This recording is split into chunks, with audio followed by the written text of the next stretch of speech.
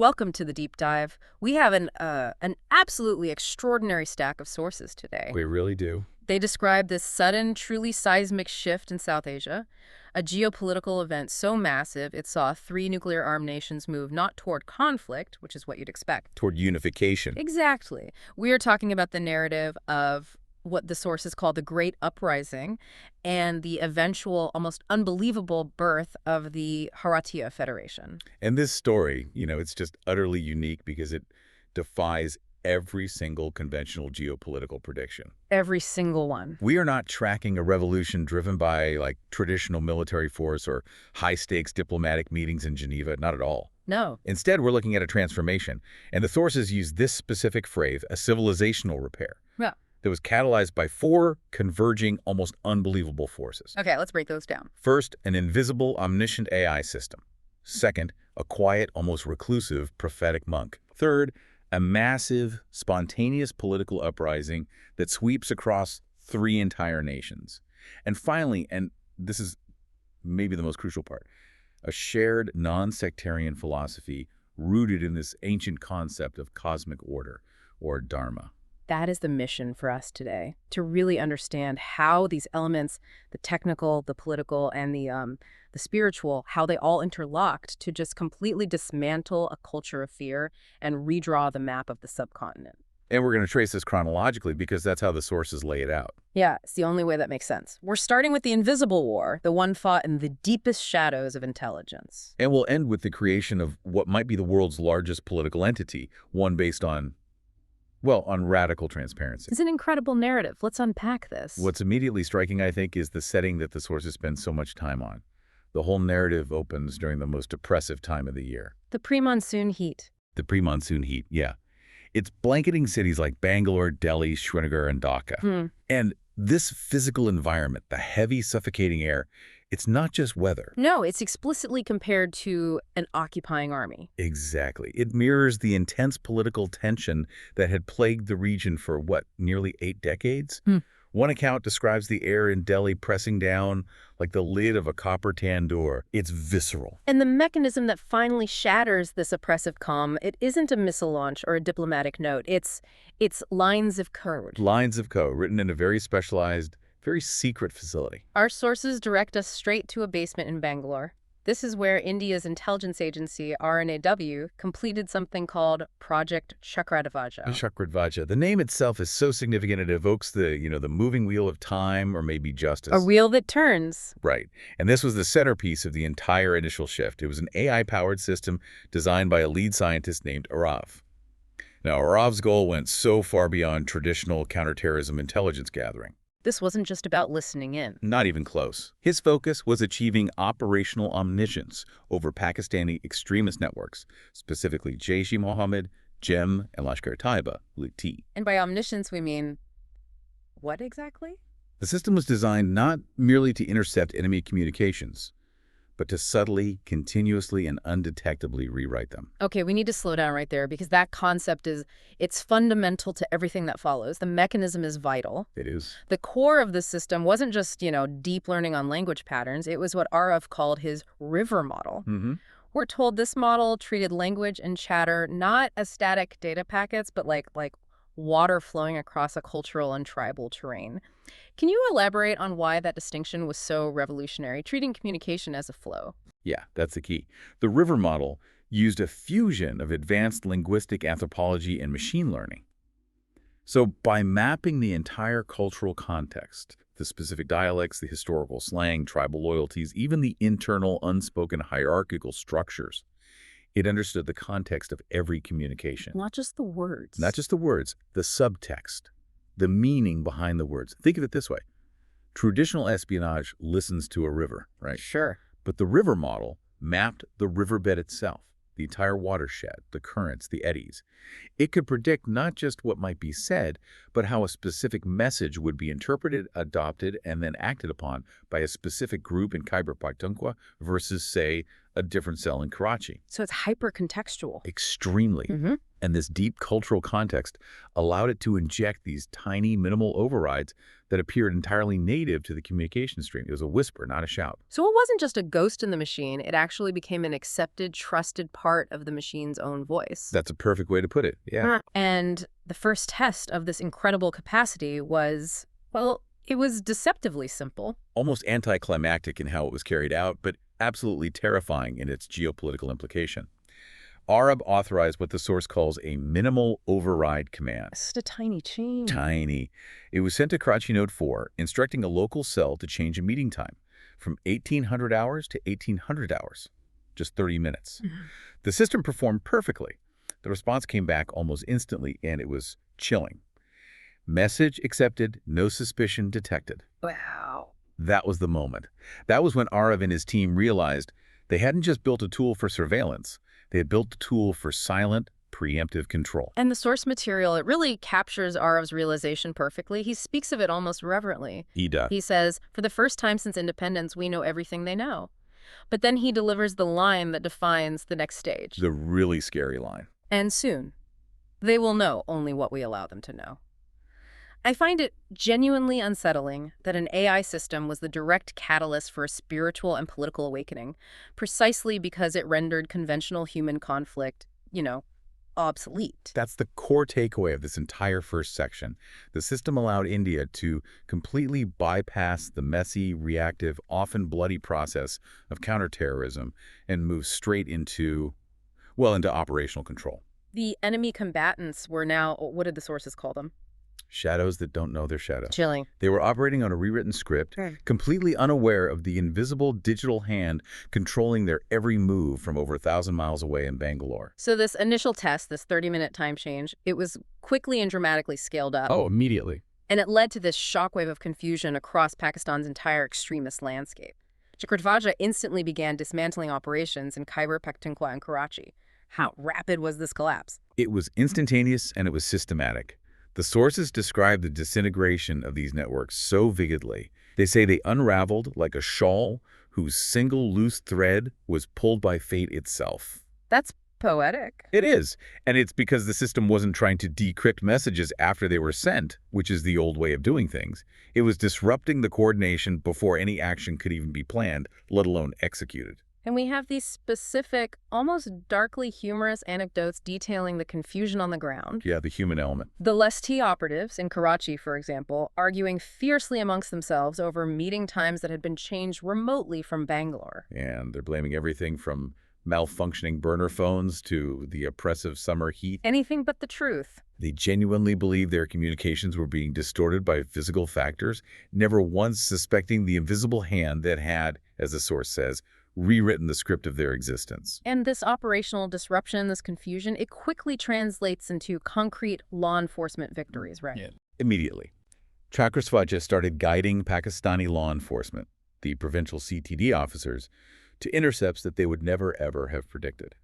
It was like they suddenly developed a sixth sense. Give us an example. Okay, take the winter apple shipment. That was a code name for weapons. Right. The shipment was traced instantly, in real time, from Karachi's port through Peshawar and ultimately to its destination in Kotli. CTD officers intercept the arms at the most unexpected random moments. Because Bangalore told them exactly when and where to be. Exactly. And it wasn't just one shipment. Safehouses in Multan and Karachi began falling like dominoes. Not because someone on the inside betrayed them, but because Chakradhvaja was, and this is another quote, rewriting the choices inside the network. It was making them make mistakes. This sounds less like espionage and more like turning the extremist networks into a giant, self-destructing theater piece. The psychological toll on them must have been immense. Oh, absolutely. We hear about a JeM Safehouse commander, a guy named Bilal, just slamming his fist against the wall shouting, "Why is no one hearing us?" Because his key messages were literally just dissolving midair. Or being subtly altered, overridden by the AI's minimal inserts, which were then confirmed by other parts of his own network, making him think he was the one going crazy. It was a form of gaslighting on a massive scale. It's an erasure, not a confrontation. Exactly, an erasure. Yeah. And it's precisely at this moment of overwhelming technological collapse that the narrative introduces a completely contrasting ancient force. Swami Vidyachatanya. Swami Vidyachatanya, the 74-year-old monk. While the scientists are in a Bangalore basement tracking data streams, he is up in the mountains and he's feeling tremors in his dreams. He senses the shift on a cosmic level. And he's the one who connects this unseen digital war to something much older, much deeper. He does. He murmurs this prophetic phrase, Chakradhvaja. The wheel has begun to move, and that one line immediately links this ultra-modern AI technology to the concept of deep historical civilizational alignment that is, older than the partition itself. So while the immediate targets, these extremist groups, are collapsing in on themselves, the state intelligence apparatus that often manage them, Pakistan's ISI, finally begins to sense this massive digital intrusion. They do. This is the first tremor of doubt in what the sources call the shadow state. And it doesn't start at the top. No, it starts at the very bottom, with a low-ranking ISI technician named Qasim. He's doing routine relay analysis, and he detects this strange half-second spike, a tiny flicker of ghost data. And he's dismissed, of course. Immediately. His supervisor tells him it's just heat interference, ignore it. Standard bureaucratic procedure. But that data point, that infinitesimal anomaly, it somehow lands on the desk of a Brigadier Tariq Masood. And Tariq Masood, he becomes the foil to the general complacency of the ISI leadership. He's different. Unlike his peers, who saw ghosts or just dismissed the data as background noise, he actually analyzes the anomaly, and he realizes it is. Let's quote. He says it is deliberate but soft, like someone opening a door, just a crack, and then immediately closing it. So what made Masood uniquely capable of understanding this threat that all of his superiors just completely missed? Well, Masood was described as a career officer who specialized in counterintelligence logistics rather than, say, field operations. He understood the architecture of the network, the pipes, and the wiring of it all. He knew the system's bones. He knew its bones. And so he realized that this wasn't a breach. It wasn't a hack. It was something far more insidious. It was integration. And his realization someone is playing inside the shadows, that's a profound threat to the ISI's very identity. It's an existential threat. So distrusting his superiors, who he knew were too compromised and too arrogant to ever admit such a catastrophic failure, he forms a shadow network of his own inside the ISI to try and track this unseen predator. The fear must have been palpable as this realization started to spread among the officers who had spent their entire careers being the ultimate watchers. It was deeply, deeply unsettling for them. There's this scene where a Captain Junaid Khan explains the horrifying truth to his superior, a Major Khalid. And Junaid's analysis is key, isn't it? It's everything. He says they're not breaking our system, they're becoming it. He recognizes the system they're facing is, in his words, omniscient. It's a level of control that renders all of their traditional counter-espionage tactics completely futile. And Khalid the Major, he struggles with this, his military pride. He can't accept that India, of all places, could build something so powerful. But the evidence of failure is mounting daily. Their assets are going dark, their operations are failing, their entire network is being neutralized. And the final undeniable moment of defeat for them is when all the remaining extremist nodes, the very assets the ISI relied upon for regional leverage, they all just blink to a single status. Override. Complete. Two words that signal the end of an era. We hear from a General Haroon at GHQ, completely paralyzed by the loss, and he delivers this crushing internal realization to his staff.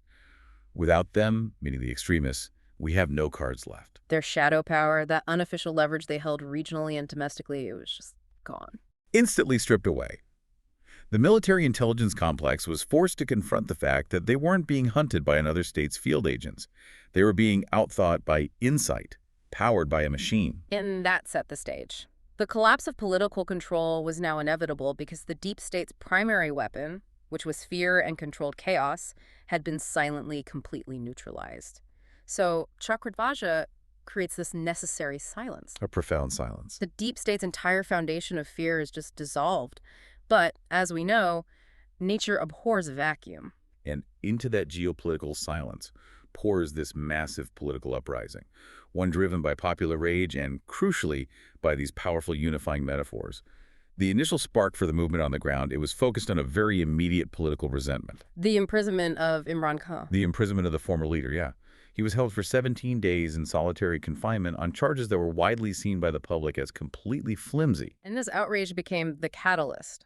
It was the crack in the parched earth. Yeah. The sources use that exact imagery, saying the anger grew like cracks in parched earth after a long, brutal drought. But revolutions, they aren't built solely on outrage over one person. They require language. They require unifying vision. They need a story. And that vision, that story, was provided by Sarah Malik, the rising activist from Lahore. She is the one who gives the movement its core metaphor, one that shifted the entire tenor of the protests. Sarah Malik is described so powerfully in the sources. She wears a simple white cotton kurta, has a calm voice, but her eyes are, quote, blazing with conviction. And her metaphor, which spread instantly across WhatsApp and tea stalls and everywhere else, it was both geological and hydrological. When the desert cracks, the river returns. Simple, powerful. And it resonated so deeply because it was both an explanation of their suffering and a prophecy of their victory. The desert was the exhausted, suffering land of Pakistan. The crack was the injustice of Khan's imprisonment. And the river. The river was the uprising. Unstoppable, hydrological, and completely inevitable. I think the timing here is so critical. Sarah Malik's message landed so powerfully because people were exhausted, not just by economic hardship and political instability, but by decades of religious extremism and military overreach. She shifted the argument. She totally shifted it from pure politics to an existential demand. She says, tyranny wears the cloak of faith, we remove the cloak. And the protests just swell immediately. Observers compared them to the Indus floods after a massive Himalayan cloud burst, and it transcended all the old regional lines. Peshawar, Karachi, Multan, Faisalabad. All rising simultaneously, unified by this single chant. River returns, river returns. The demands quickly broadened from just release Imran Khan to a complete reckoning with the entire state. Sarah Malik emphasized the nonlinear nature of it all. She did. She said, protests alone don't spark revolutions. One moment of collective truth, and everything changes. And this collective truth, this shared feeling, it led to a revolutionary act that was entirely spontaneous. The nationwide general strike. This wasn't orchestrated by a union leader or a politician. It just happened organically. Can we detail the scope of this stoppage? Because it's really something. The stoppage was absolute, and it was voluntary. Karachi's economic heart, the port, it just froze completely. The massive cranes remained silent. The stock exchange went quiet. And the sources give us these visceral human details that bring it to life. They do. A banker, a Mr. Hassan, he's just sitting outside his closed branch, not grieving the lost day's wages, but he has this realization. He says he wanted to count the beats of my own heart. It was a strike of the soul. A strike of the soul, not just of labor. And the philosophical underpinning of it all is provided by these silent workers in the Lahore factories. Their statement is really the emotional core of this entire section. Wages feed our bodies. Freedom feeds our souls. It's just incredible. It meant the people were willing to sacrifice their immediate survival for a sense of existential dignity. This massive, voluntary, nationwide refusal to cooperate with the economy sent an undeniable signal to the regime. The state hadn't just lost control. It had lost the moral consent of the governed. And you can't rule without that. And that moral consent was also dissolving within the security forces themselves, which is perhaps the most critical turning point in any revolution. This is where it really tips over. It is. The sources argue the uprising was won not through violence, but through the state's own conscience awakening. We see this moment of conscience so clearly in Karachi. The riot police are charging a crowd, but one officer, his baton is raised, and he just freezes. He freezes because a woman in the crowd shouts a simple but completely devastating truth at him. Your mother is somewhere in this crowd, too. He's just defeated, not by force, but by the realization of their shared humanity. The source says the sound of his baton dropping on the pavement echoed louder than any gunshot. Wow. This internal shift was widespread. In Lahore, we see police officers literally drop their shields, step aside, and declare, I cannot raise a baton against my own people. The realization spreads through the army ranks. Yeah, the soldiers start saying to each other, our oath was to Pakistan, not to the regime. This growing conviction that their duty was to the land and its people, not the power structure, is what led inexorably to the army's moral collapse and its eventual demilitarization. And all this time, while the streets are turning, the high command at GHQ in Rawalpindi is reeling from this 1-2 punch delivered by the AI and the population. They have no cards left to play. No shadow networks left to deploy, and now they're losing the allegiance of their own rank-and-file soldiers. That's exactly right. The army's collapse is essentially sealed when the senior hierarchy receives this blunt message from 5 highly respected senior generals. And the message is simple. We cannot hold the country. Yeah. Major General Haroon is quoted, realizing the catastrophic extent of their vulnerability. He says, "Without them, the extremists, we have no cards left." They were trying to negotiate from a position of absolute moral and strategic weakness against a population that had completely, utterly shed its fear. So now the uprising is fully conscious of its power, and the state's weakness is completely exposed. The demands are solidified. They pivot from just protest to revolutionary political action. Yes, the list of demands is broadcast nationwide. What were the specific demands? They were unequivocal, and they were designed to dismantle the entire foundation of the deep state. First, Imran Khan's immediate release. Of course. Second, the complete dissolution of the ISI. Third, the formation of an interim government. Fourth, a new constituent assembly to rewrite the nation's entire social contract. And finally, in all caps in the source material, end of military rule. And these demands were broadcast not just through traditional media. No, they spread through social media channels that, ironically, Chakradhvaja could no longer manipulate because his primary targets were gone. So the message reached every single corner of the country unfiltered. The ultimate symbol of this political demand being met was, of course, the liberation of Imran Khan from Adiala jail. The march toward the prison gates is described with immense physical power. The sources describe it as thunder, human thunder, a wave of 1 million people literally pushing on the iron gates of the prison. And when the gates finally collapse, it's not from explosives or a battering ram. No, it's from sheer human pressure. The collective will of the people made manifest. This single act represents the total reversal of state power. The people are now stronger than the prison walls. And Khan emerges, and he's been profoundly transformed by his time in solitary confinement.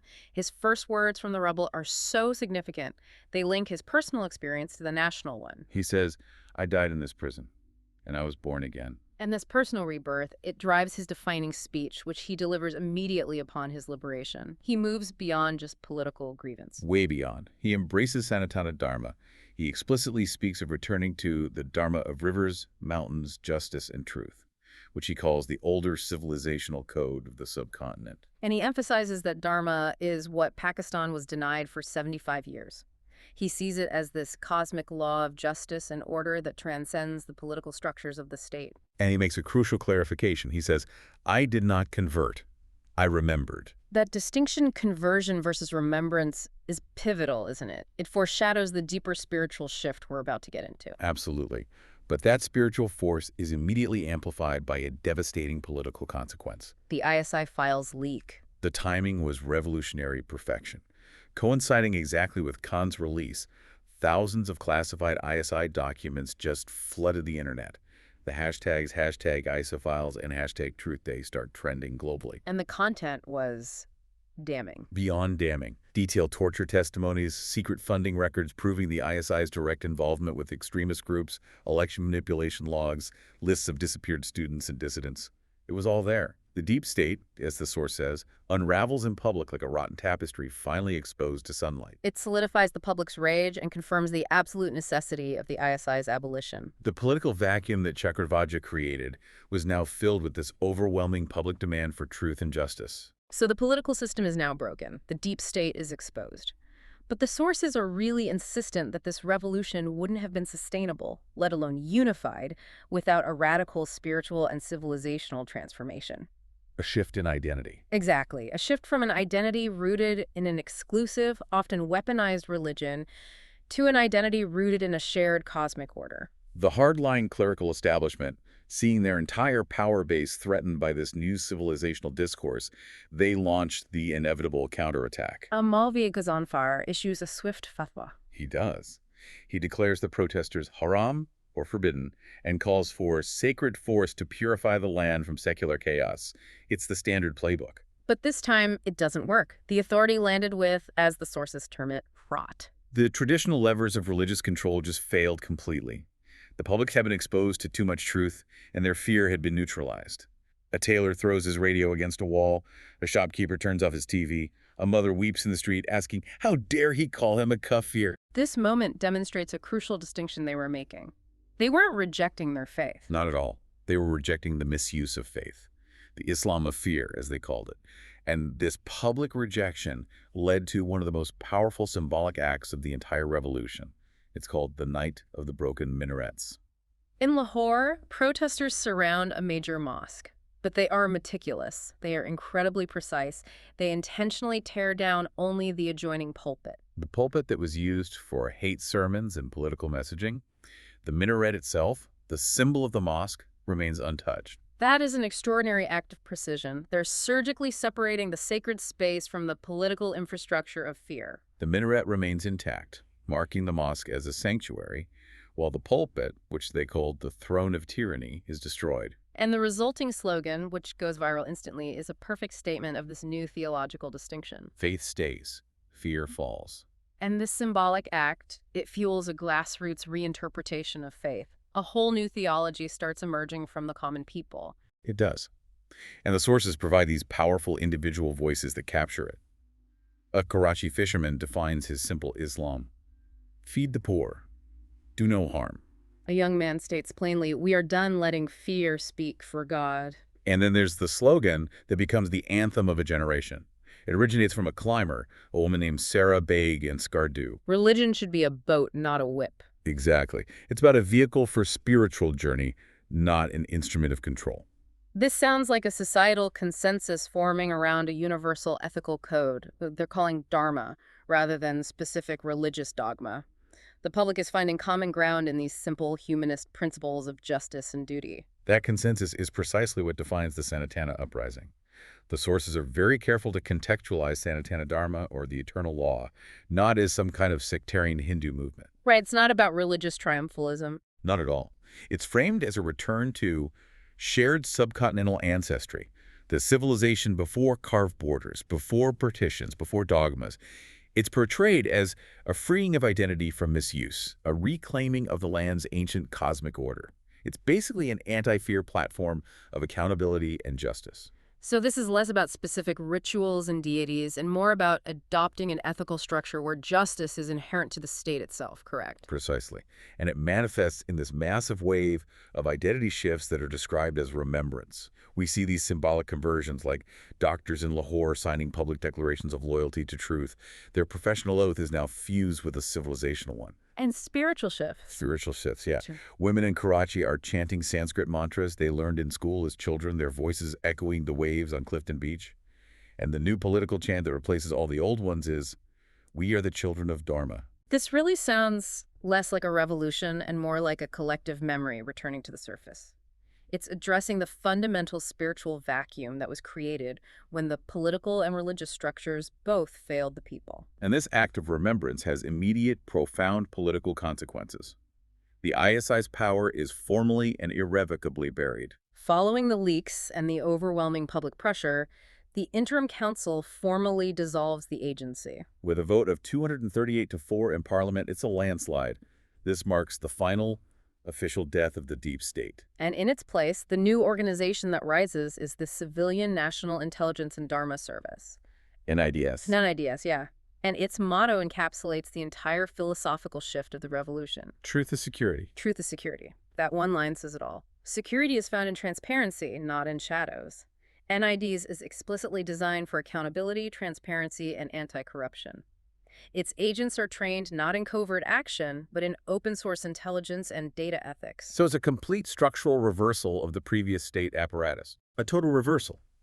It establishes a governmental foundation where justice and truth are institutionalized rather than suppressed.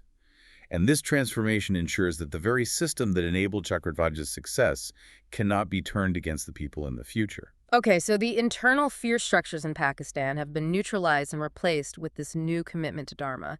The focus now widens. This profound change, driven by this AI spiritual synergy, proved to be, well, contagious. It immediately crosses the border into Bangladesh. Bangladesh experiences similar parallel upheaval. Islamist networks in Dhaka and Chittagong collapsed almost instantly. How? Through intelligence cooperation. A joint program, codenamed Padmaflow, synchronized with Chakradhvaja's insight. A Dhaka DGFI officer, Hamid Kabir, is quoted as saying that they realized the structural failure of Pakistan's networks meant their own, which were built on very similar foundations, would fracture immediately. They saw it coming. And this collapse in Bangladesh is described using a powerful Bengal metaphor, the Sundarbans metaphor. Yes. An elder named Rahim Chacha says, when the tiger rises, the river obeys. The tiger represents destiny and cosmic order. Right. Its stirring means the land itself is about to change. It signals the shift from messy human political turmoil to a profound, inevitable force of nature. And crucially, this uprising in Bangladesh was led not by the traditional political figures, but by youth, women, and the marginalized. The student leader, Ayesha Rahman. And profoundly, Faria Yasmin, who was a powerful garment union leader. This speaks to the depth of the change. The people who are most marginalized by the previous economic and political systems are now at the forefront of building the new one. The garment workers, whose labor fuels a massive percentage of the global fast fashion industry, they issue a powerful revolutionary charter. They do. They demand Dharma-driven labor laws, focusing on fairness, duty, and reciprocity in the workplace. Their declaration is just so symbolic. It's incredible. We sew the shirts worn by the world. Tonight we sew the fabric of destiny. They're reclaiming their agency by insisting that the new economic structure must adhere to this anti-fear, pro-justice civil code. This is Dharma impacting global supply chains, not just theology. And we see the familiar pattern repeat itself in the security forces there as well. We do. Bangladeshi military officers, like a Colonel Hassan, they lay down their berets, refusing to fight their own people, choosing instead to stand with Dharma. The government resigns very quickly, realizing the uprising is completely unstoppable. And the newly formed Interim People's Council in Dhaka, they immediately reach out to Islamabad. They do. They send this intensely emotional, handwritten message, completely bypassing all conventional diplomatic protocol. And this message is key to understanding the civilizational shift. What does it say? Your fire lit our water. Your courage stirred our river. Your Dharma awakened our tiger. We rise with you. Wow. It's a declaration of shared spiritual affinity. Exactly. It's them recognizing that the revolutionary energy was identical in both nations, just expressed through their own cultural metaphors. So with the internal fear structures dismantled in Pakistan and Bangladesh, the focus now shifts to the third nation, India, and the beginning of what's called the trialogue. A conversation focused not on traditional borders and conflicts, but on the three great rivers that define the entire subcontinent: the Indus, the Ganga, and the Brahmaputra. The historians involved in this process, they summarized the core understanding that guided them. We were one before we were many. And this immediately led to a massive process of cultural reconciliation, acknowledging decades of shared and often very violent history. Artists, students, and poets from all three nations gathered. They shared stories of partition grief, of the 1971 war, all the pain. But the conclusion they collectively reached is so profound. We are children of the same wound and of the same healing. The cultural dialogue became the engine of the political solution. You had to heal the wound before you could build the future. This reconciliation process culminates in a highly symbolic meeting, a cultural summit held on the Padma's Edge in Rajshahi. The architecture of the meeting space itself reflected the new philosophy. How so? The venue was designed with 3 pavilions shaped like lotus petals, representing the 3 nations, all surrounding a central platform shaped like a tiger's paw. So it's symbolically fusing the spiritual, the lotus, with the natural destiny of the land, the tiger. Exactly. The mood at the summit shifted from, tentative political dialogue to this spiritual certainty that unity was not just possible, but was actually inevitable. And it is here, at this summit, that the prophetic figure, Swami Vidya Chaitanya, arrives to give the closing address. And he doesn't offer a policy document or a 10-point plan. He issues a command that transcends politics entirely. His command echoes across the water. The rivers have united now, unite the nations. And the sources describe an immediate physical sign in the sky right after he says this. A bolt of lightning forks across the sky, but not randomly. It forms the distinct glowing outline of a tiger astride the 3 rivers. And this is interpreted by everyone present, including the hardened skeptics, as a clear, collective mandate from the universe itself. Partition ends now. The spiritual certainty had been physically confirmed. The debate was over. So, following this divine sign and the overwhelming public mandate, the old military order, the one centered in Rawalpindi, attempts a final, desperate stand. They try to impose curfews, but the structure is already completely hollowed out. There's nothing left. General Haroon's voice is recorded over the line, confessing the ultimate weakness of state violence against mass conviction. What does he say? We cannot kill the whole nation. The final, peaceful defection is one of the most powerful moments in the sources. It's led by a Brigadier Junaid Dar, commander of the 32nd Infantry Brigade. Brigadier Dar makes the ultimate moral choice. He tells his troops he will not order them to fire on their own people.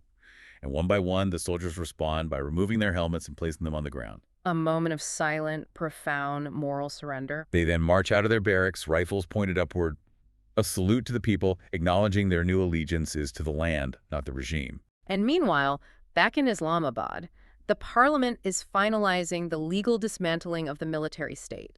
The parliament votes overwhelmingly, 208 to 4, to dissolve the ISI and reduce the army to just 10% of its previous size. They also established the Truth and Dharma Commission. Yes, to fully expose what was called the Shadow Ledger Report. And that report detailed 43 years of election engineering, records of 7 major political assassinations, and billions upon billions of dollars that had been siphoned abroad by the generals. This documentation cements the public fury. It proves beyond any doubt that the military state was fundamentally criminal, justifying its immediate and total abolition. The architects of this system, the generals, they attempt to flee to Dubai. But they're intercepted by rangers and placed under citizens' custody. The shadow state can no longer protect its own. This section concludes with the inauguration of the new People's Army, a defense force with a radically different ethos. Radically different. It has no ranks above captain, no medals for killing.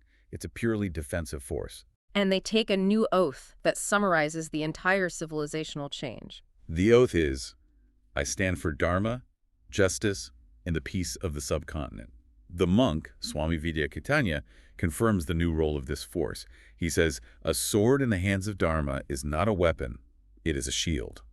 The nation has swapped a military designed for internal control and external aggression for a defense force dedicated solely to protection based on a shared ethical code. So the internal transformations are complete, the external reconciliation is underway. Now comes the most difficult task of all: formalizing the unification of 3 nuclear-armed nations into a single constitutional entity. And this is where India, which had largely been observing the events in Pakistan and Bangladesh, now faces intense pressure from its own populace. Indian civil society, witnessing the peaceful, popular, and spiritual nature of the uprisings next door, begins to demand reciprocal reforms. Youth movements start asking a very pointed question. If Pakistan can dissolve its deep state, why can't we? India's leadership realizes it has to join the future. It has to make its own commitments to transparency and ethical governance. This shift necessitates massive internal reforms to show the rest of the subcontinent that the new union would not simply be a power absorption by India. It had to be a partnership of equals. Exactly. So Delhi prepares 3 major reciprocal constitutional shifts. First, federal rebalancing, granting significant new autonomy to the states. Second, a robust minority empowerment charter. And third, they prepare for continental-scale infrastructure under what they call the Ganga-Brahmaputra-Indus Corridor, or GBIC. These reforms are a signal to Islamabad and Dhaka. A very clear signal that this unification is a merging of equals based on shared ethical principles. The leaders of the 3 nations then negotiate a formal charter, the Tri-River Accord. And it focuses on shared civilization, economy, and security. And this entire negotiation, very fittingly, is guided by the monk's philosophical teaching, the doctrine of the 3 rivers. Let's break that down. The doctrine states, the Indus River represents memory history, past trauma, and the need for reconciliation. The Brahmaputra represents courage, the future, innovation, and defense. And the Ganga represents the mother river, the present, sustenance, and stability. And the teaching concludes, when these 3 rivers meet, they create a world, not just a nation. This ensures the foundational constitution is built on metaphor, history, and a shared future, not just on dry political compromise. This powerful move toward guaranteed unity, it triggers the final, desperate resistance from the hardliners. They attempt to destroy the accord-signing ceremony itself, which is being held at the confluence in Varanasi. They hope to restart fear and halt the civilizational shift. And this is where the sources move into the territory of the miraculous. They absolutely do. The monk intervenes. He walks toward the timed explosive device. He performs a silent ritual, and the device, it melts. It doesn't explode. It just melts into a useless lump of metal. The reason given is the rivers protected us. And we have to be clear here, as readers of the source material, whether this event was literally true. or if it was an immediate, deeply compelling myth that spread across the subcontinent in minutes, the effect was the same. It crushes the last remnants of hardline resistance. Completely, and it confirms the popular belief that destiny itself is guiding this unification. It's a political miracle because it completely eliminates the opposition's ability to instill fear. Their last weapon is gone. The momentum is now irreversible. Simultaneous referendums are held across the three nations, and they all approve the union by huge margins. And the consensus choice for the new country's name is the Bharatiya Federation. A name chosen not for its linguistic root in one language, but because it reflected a shared ancient ancestry. As Aisha Raman put it, it is Sanskrit in root, but we all share the root. And the resulting charter, the Indus-Ganga Brahmaputra Constitution, is ratified. Historians in the source material describe it as the most progressive charter ever written. It fundamentally enshrines the civilizational Dharma charter, gender equality mandates, and minority rights. Let's detail the new government structure just a bit. What are the key components of this new federation that replaced the previous fractured nations? They established NIDS as the new Federal Intelligence Agency. The Subcontinental Defense Forces, the SDF, were headquartered symbolically in Lahore, emphasizing the new shared military ethos. And a common currency. The Nadi common currency was introduced, unifying the economies. But the most symbolic component, by far, was the dissolution of borders in life. The physical and legal barriers that had separated families and divided communities for 78 years were just erased. Rail lines, caravans, pilgrimages can now move freely across the entire subcontinental cultural zone. For the first time in generations. And the new national anthem, it seals this unity. It demonstrates the profound commitment to shared cultural heritage. The anthem is a masterpiece of cultural synthesis. It's a composition that blends 8 different languages and dialects: Sanskrit, Urdu, Bengali, Tamil, Sindhi, Punjabi, Persian, and various folk rhythms. It's designed to resonate with every major cultural pocket of the new federation. Every single one. And the opening line, which is sung in Sanskrit, perfectly summarizes the entire mission of the Federation. Sarvanadya ekam samudram Janti. All rivers flow into one ocean. It is a declaration of unity based on inevitable natural law. The final sections of the source material, they step away from constitutional law, and they focus back on the human cost and the ultimate healing. We return to these very emotional details of partition grief finally being resolved. And the most poignant detail is the reunion of an 89-year-old Sikh man, Gurdev Singh, and his childhood friend, Aisha Bano. They meet in a mustard field after 78 long years of separation by the border. The source material notes simply, they simply collapse into each other's arms. This single embrace, resolving nearly 8 decades of political trauma, it symbolizes the great healing that was happening across the entire subcontinent. And the monk, Swami Vijayatanya, his mission now complete, performs his final act. He disappears into the Ganga at Prayagraj after declaring the union ratified. And it's described not as a death of sorrow. No, it's a death that feels like sunrise. He was the catalyst, the anchor of the ancient truth, but his role was to align the people, not to rule them. His disappearance signifies that the guidance of Dharma is now internalized by the people and the state structure itself. He is no longer needed. The narrative culminates with the final immense act of inauguration, a million-strong, multi-faith pilgrimage to Taxila. The ancient seat of learning. This pilgrimage underscores the civilizational, non-sectarian nature of the new state. It involved teachers, artisans, sadhus, Sufis, and farmers of every conceivable faith, moving shoulder to shoulder to the site of ancient knowledge. This collective march signifies that the foundation of the Bharatiya Federation is not political power, but shared memory and learning. And the entire novel, the entire narrative, concludes with a very quiet, very powerful image. At the ceremony, a local village girl is standing on a northern ridge, just watching the immense gathering below. She's absorbing the profound magnitude of the unification. And she whispers the final line, confirming the entire narrative's spiritual premise. Maybe this is what the land wanted all along. So, after all that, what does this all mean for the history books? Well, what's so fascinating here is how the largest democratic unification in history was achieved not through political negotiation alone, but through this unique sequence of forces that targeted the very mechanism of fear itself. The digital disruption provided the strategic silence, which was then filled by a profound, non-sectarian spiritual awakening rooted in this concept of cosmic order Dharma. The political structure, in the end, was merely the container for a collective act of civilizational memory. So the sources suggest the true strength of this new federation is not its geopolitical size or its military or even its currency. No, it's radical commitment to transparency through NIDs and the civilizational memory of unity, which is evidenced by the new constitution and the complete demilitarization of state control. The shift was absolute. From a fear state built on shadows and violence to a Dharma republic built on truth and justice. And this raises, I think, a really important question for you, the learner, listening to this. If a deeply entrenched military-religious complex spanning 3 nations could be dismantled by a combination of sophisticated, insight-driven software and mass conviction rooted in non-sectarian truth.